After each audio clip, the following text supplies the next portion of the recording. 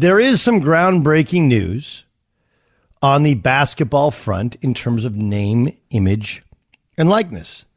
Mikey Williams is a prodigy. He's going to be a junior in high school. He has played for, I believe, San Ysidro High School going back to the last 2 years. And he's played for LeBron, with LeBron's son's AU team. He's played all over. He is a burgeoning star, superstar level recruit who will likely never go to college.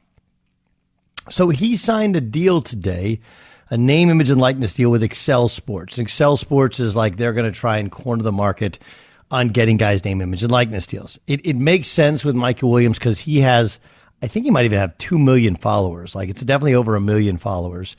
And he is a YouTube / Instagram sensation. And so now he's able to profit and have endorsement deals off his name, image, and likeness while he's in high school. And I don't hate to say I told you so. I did, in fact, tell you so. Now, the red herring here is that Mikey Williams was never going to play in college anyway. Nobody's even recruiting him because nobody thought that he would, let alone whether be eligible or even want to, right? He's the type of kid who goes to the G League Select or goes and plays maybe overseas if they want him, because that's always been his career plan and career path. There's never been any sort of desire to go to college.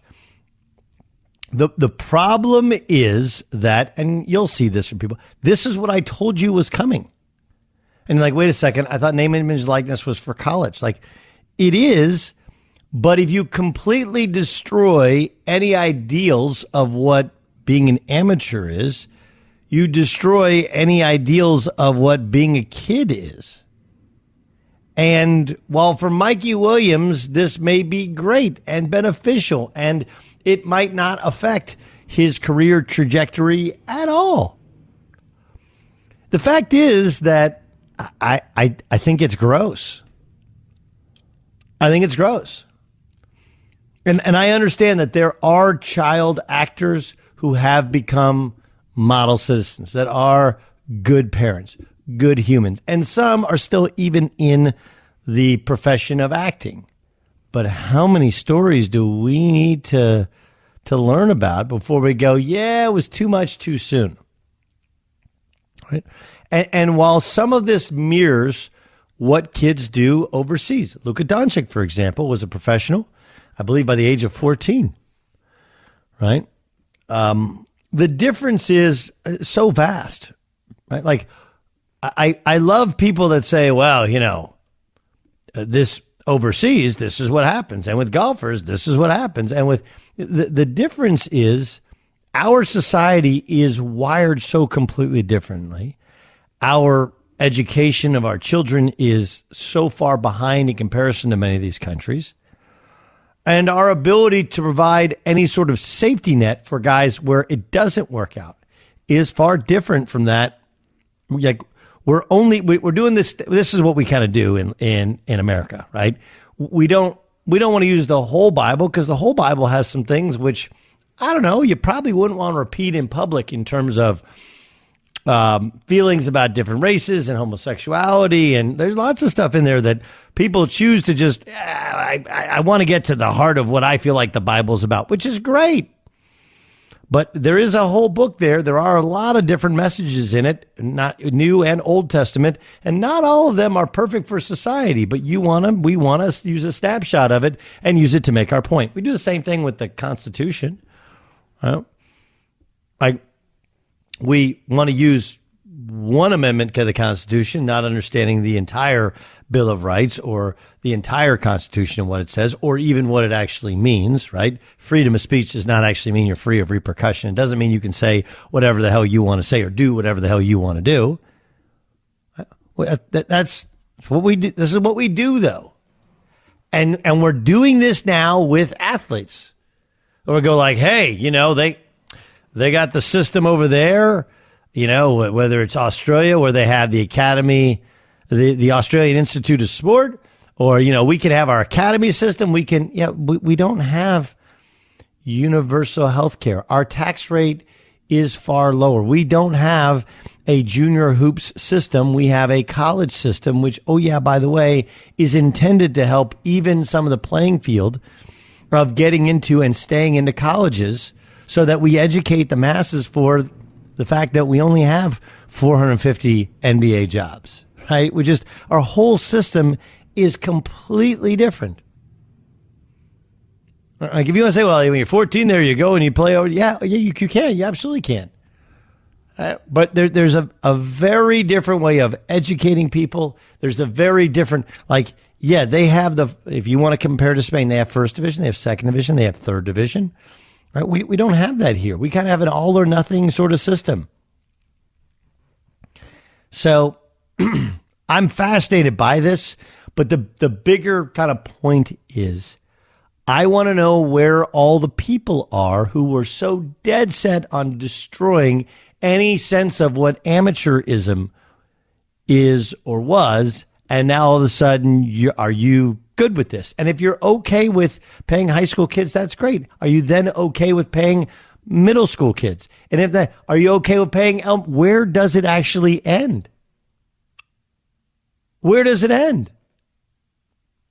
Because for every one story, Mikey Williams, where he makes thousands upon thousands of dollars, and then because he's on that upward trajectory and he ultimately pans out and becomes an NBA player, it doesn't, had LeBron gone to college, not gone to college, LeBron would be a great player. He's 6'8", 260 pounds. He can pass, he can shoot, he can dribble, he knows how to play. He's been well coached since he was in high school. He was going to be good whether he went to school or didn't go to school. The path didn't, all it did was pay him a year earlier. That's all it really did. And he's surrounded himself with enough really smart people, and then some of his friends have risen to his level, and now he has his group of guys and his support staff, and they're all making tons of money and going to live great lives. But that's the one story. It's the one story.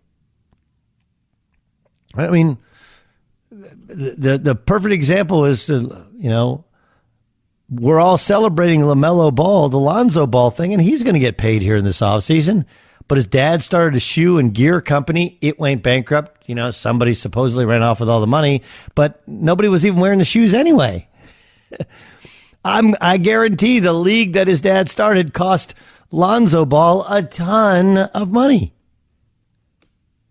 I just think profiting off your kid when he's 14 or 15 years old to play basketball when he's playing in high school and AAU, I just think the whole thing's gross.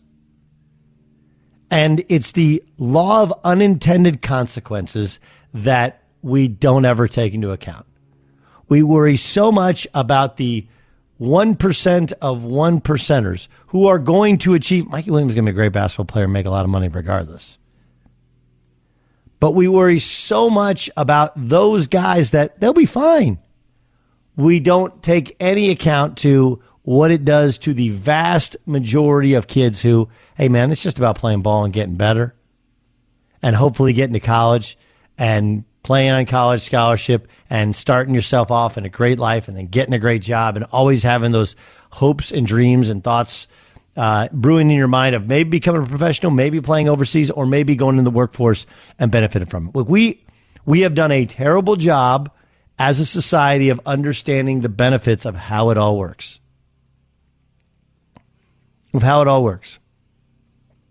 And I sound, to some of you, I sound like some arcane, knuckle dragger, get off my lawn sort of dude. The truth is, I just understand all of the benefits from the way in which my life and career went, and I only want that for other people. I only want them to succeed.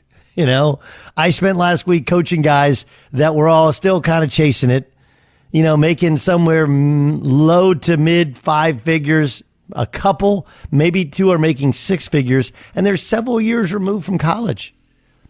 But whenever they get done and decide, all right, I'm going to stop chasing it, who are they going to call on in order to get that first job? Me. And people who are like me, who went to the same school, who can then recommend them and get them into a new field. That's the way it works. That's the way.